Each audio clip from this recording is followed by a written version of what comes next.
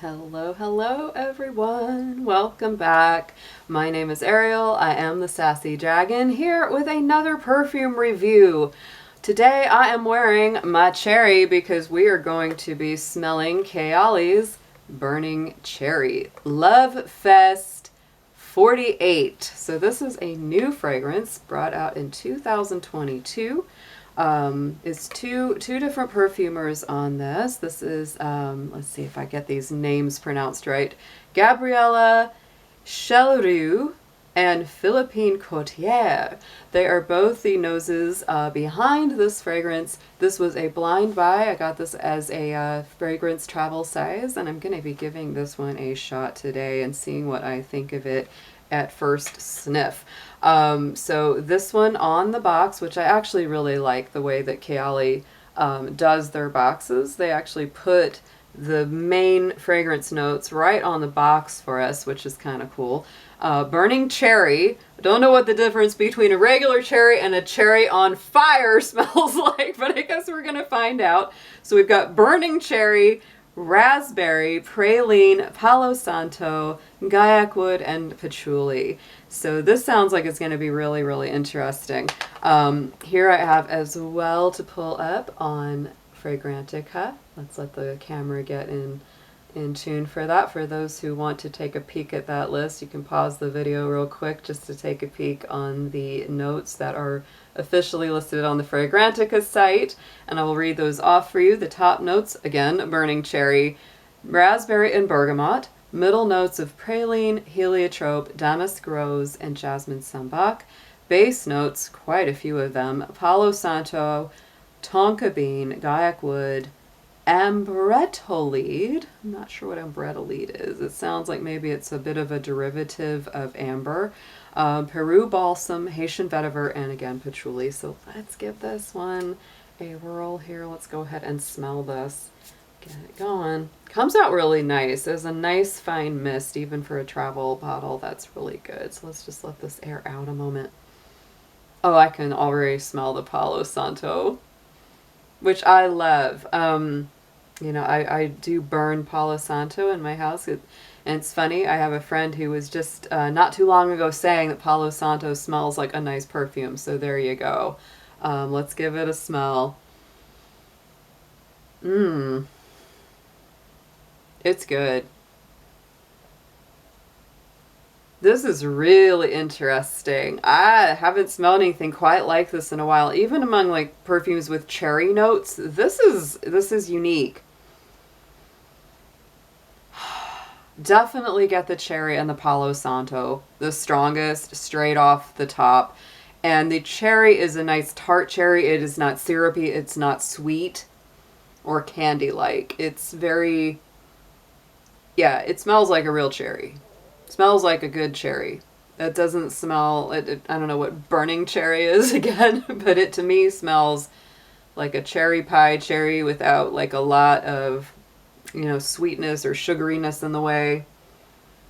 It's a slight bit sharp when you first spray it, and you definitely smell the woods in it. The Palo Santo, the Guaiac Wood are very obvious in this one. The raspberry is a little hard to detect, and it's probably because it almost layers up with the cherry, and it sort of gives the cherry just a little extra tartness like a raspberry can do. A little extra fruitiness just hanging just underneath it. This is one of those kind of fragrances that I could end up not liking because of the woods. It can end up having, for lack of a better name for it, I call it that pickle note, right? It's that pickly kind of, that sharp sort of almost vinegary dillish smell that can hit you sometimes with fragrances that are too sharp in the woods areas. But this is very nice to me. And I mean, I just sprayed this on and I'm able to like, you know, sniff it pretty deep on my skin. So it is not overly strong. I would say, because I just reviewed another Kayali, which is their very popular Vanilla 28. I just did that one before this. And that one also is an easy fragrance to spray on and just walk out the door. It's not going to bowl people over. I would put, so far with the 2 Kayalis that I have tried so far, these are very good, like mid-range fragrances. Their longevity is about medium.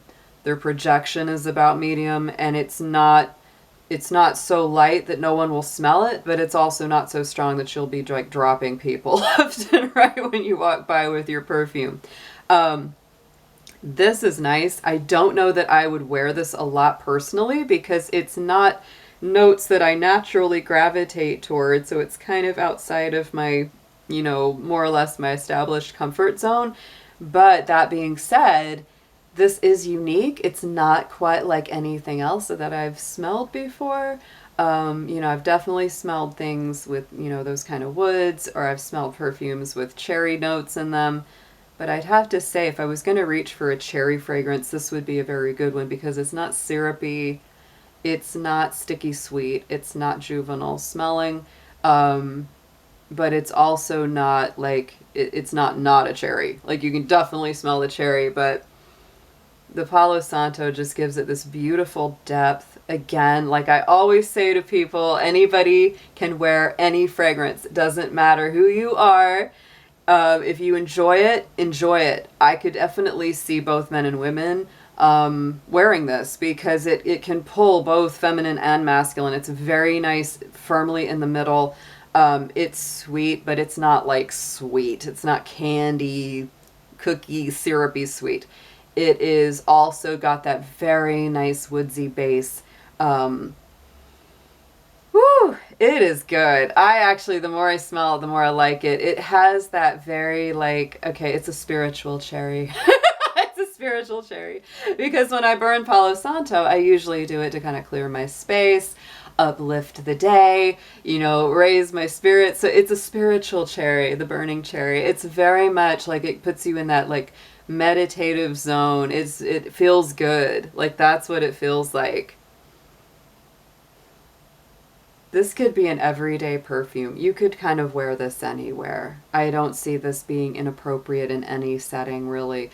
If you enjoy cherries, especially if you enjoy the scent of Palo Santo, this is a good one to try. It's a bit of a paradox of a fragrance. I like that about it because it has both of those notes, but it does them really well and they come together really well. I've got to say though, I'm really, so far, and it might come more with the dry down, like the longer dry down, but I'm really not picking up much floral in this. And it could be that the florals are blended so nicely that they're just kind of this very nice supporting role. And that's probably what keeps the cherry from being like too punchy and in your face because it mellows it just a bit. I'm sensing just a little bit of the jasmine, but not super strong here. I'm also not picking up much when it comes to like praline or vanillic or amber kind of fragrance. I'm not really getting that so much. I'm really mostly getting the Palo Santo, honestly. And that's good because that's actually what I wanted to smell the most in this. That and that nice kind of tart cherry on the top, which just gives it something really, truly unique. Definitely worth giving it a smell, especially if you like those notes on their own. Together, they're kind of magical. I would call the burning cherry a spiritual, an enlightened cherry, if you will. That's what I would call this one. All right, guys. Thank you so much for coming and checking this out. If you have comments, thoughts about this perfume, please do leave those below in the comments section. If you have ideas of other fragrances you would like me to review on the Sassy Dragon channel, give that a ring as well. Let me know what you think. And I will be seeing you guys again soon. Take care.